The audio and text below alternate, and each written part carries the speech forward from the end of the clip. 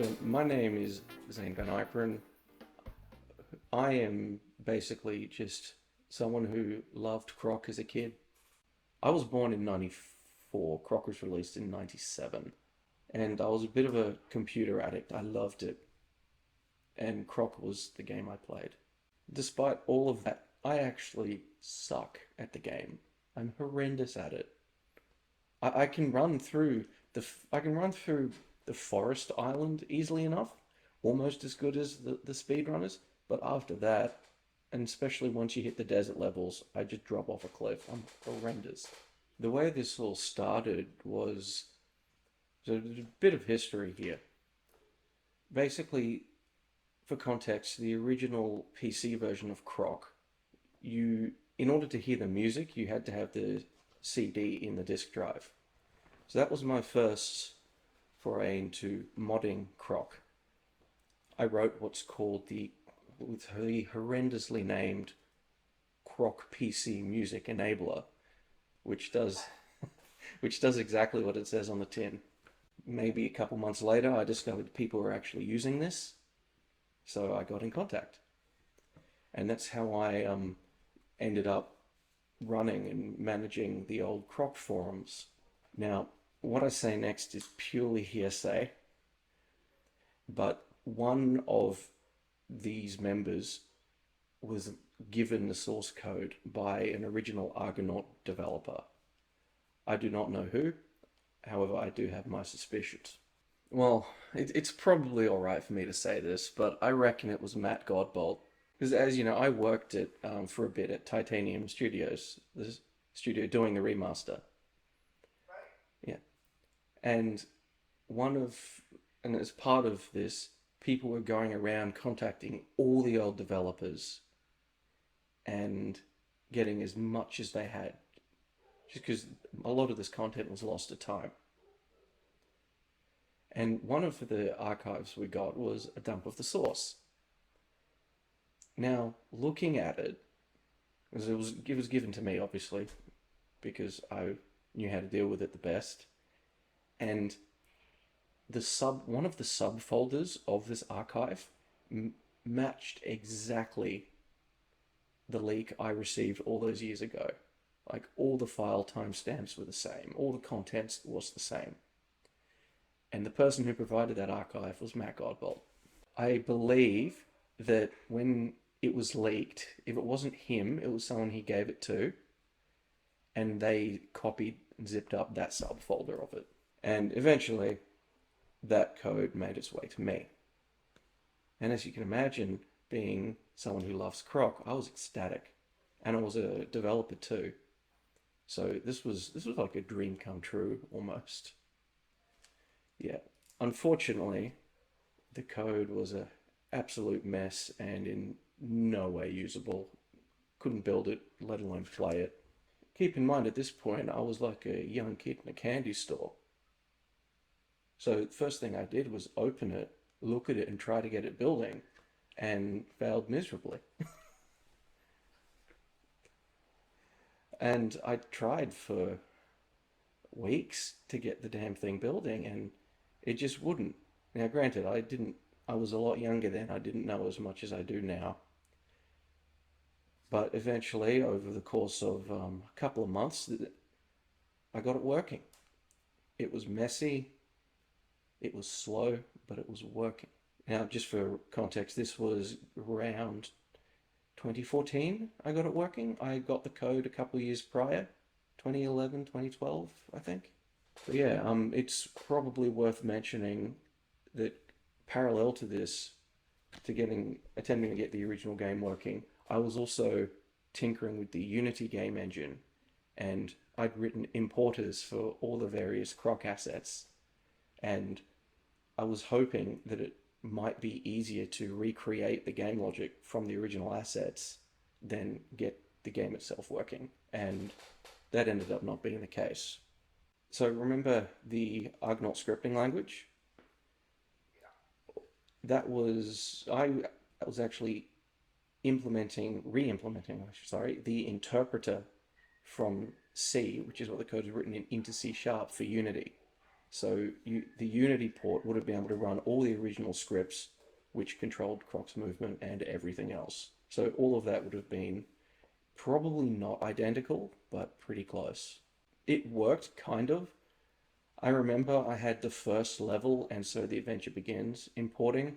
I could see the map. I couldn't see any of the enemies. I could see the waypoints of where the little bee guy that flies around. I could see where he was meant to go. And when I ran it, I could see the little platform wobbling up and down, which was controlled by a script. So I got that far, and then I realized the sheer amount of work it would take to do this just was not worth it. So I decided to abandon that and go back to getting the original game working. Well, I was working on both of these things in parallel. When I got sick of one and burned myself out on one, I'd move on to the other, and so on and so on.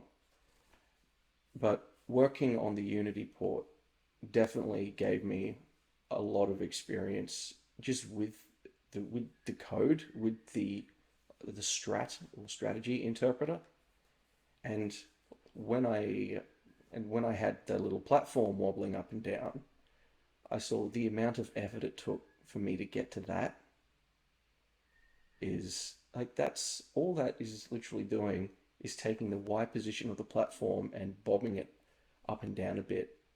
There's, yeah, literally that. There is so much more to do. That was one of the simplest paths in the code. And it's not like it's a CPU or a virtual machine that has a specification. All I had was the implementation itself. All I had was the huge mess of switch statements, the big case statement to go off. And yeah, at that point, I realized this isn't feasible, unfortunately. Croc, for me, at least back then, was almost like an addiction. I had to have my fix. There would be months where I would do absolutely nothing but Croc, and then months where I wouldn't touch it at all. Now, I was at university at the time, so take that as you will. This challenge had defeated me, and I wouldn't let it defeat me again. I guess I always wanted, in the back of my mind, to release it, to do the mini remaster, release it, not only so Croc could live again, but it's a rather impressive project. I would like to have that to my name. So pride was a small part of it. But of course, due to the clandestine nature of it, until now, that really wasn't feasible at all. I was young and extremely paranoid. As far as I knew, Jez was the one who owned the rights to Croc, and all I had was secondhand knowledge from what some of the others had told me, and they said he was made out to be this kind of evil demon creature that would sue anyone who just thought of doing something with Croc. Now, granted, I didn't have much because I was young and stupid, but all it takes is someone like that not liking you, and they can make your life a living hell. So I tried to keep this underground as much as I could. So enter 2017. At this point, Croc was released in '97, I believe. This is when Definitive Edition, well, what is known as the Definitive Edition, was actually born, when the idea was solidified. I wanted to release this as a so-called 20th anniversary edition, which is what Definitive Edition was called originally. However, one of the YouTubers that I sent it to for reviewing didn't like that and called it Definitive Edition, and it kind of stuck. The reaction was not what I was hoping. So most of the people I'd spoken to, most of the people I'd released it to, were speedrunners, because that was, at that point, that was the most active Croc community. And speedrunners, if you've dealt with them before, let's just say they can be very opinionated and critical. I knew from the get-go this would be a pretty thankless task. I didn't realize just how much. And that point just kind of soured me on Croc communities at all. You could technically call it a remaster, but the whole goal of the Definitive Edition was to keep the game as original as possible while being able to run on modern systems without all the screwing around that you had to do before. You could just click on it and it would open correct volume levels, correct screen resolution, and it would just work. That's huge because Croc has been notoriously difficult to run on anything above Windows 98. Every now and then I did, and I still do, actually get emails from random people across the globe saying, I like what you've done. Thank you. You helped me relive my childhood. That kind of thing. And it's not much, but it does actually mean quite a lot. So if you're watching this, thank you. There were one or two news articles about it over the years, a couple of YouTube videos, and I knew it wasn't big, but it was enough.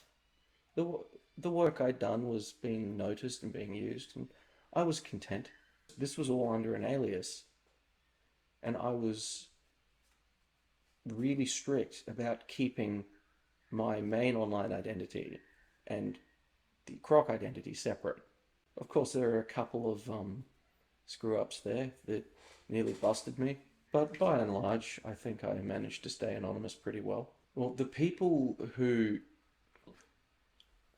played it as a nostalgic thing, they tend to be more, at least I found, more motivated, more tech savvy. So if something was wrong in the game, they were able to, if not like tweak a config option to fix it themselves, they'd be able to email me with a bug report of what exactly was wrong and where to do it, which I really actually appreciated because it's an issue and I could fix it, and often did for the next release. I've done my piece, my work is finished. Like, so long and thanks for all the fish.